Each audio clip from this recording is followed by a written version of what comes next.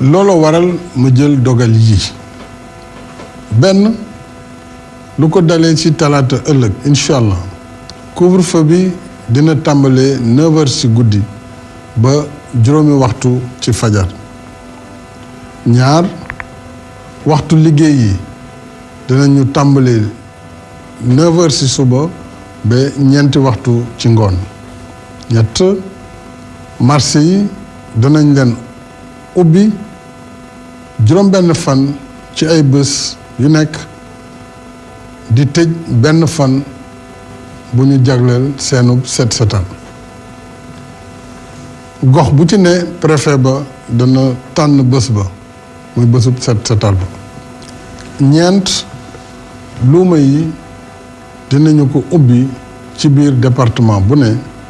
waaye kenn du génn sa département juróom jàkka yi jumaa yi ak jàngu yi dinañu mën a ubbi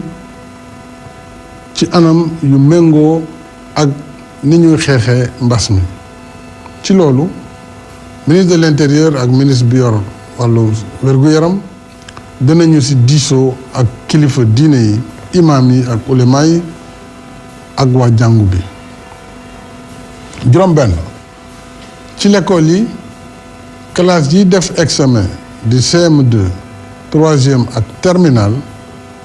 danañu ubbiwaat ñaari fan ci weeru juin ñi ci des danañu wéy di leen jàngal ci télé yi ci rajo yi ak xarale yi maanaam toog sa kër jàng fépp fu mu waree nguur gi dina fa teg kaaraange ngir li war a ànd ak dogal yu bees yi ñu mën koo sàmm raxasu bi dandante bi ak masque takk masque ak lépp luy tënk jàngoro ji ba du law mbokk Sénégal li mooy mottali dogal yu bees yi ñu jël ndax kat bu ñu ko deful ba jàngoro ji jógaat ci anam yu ëpp loxo ñaanuñu ko yàlla su boobaa dinañu jël ay dogal yu gën a tar yi fi nekkoon ngir mën a aar askan wi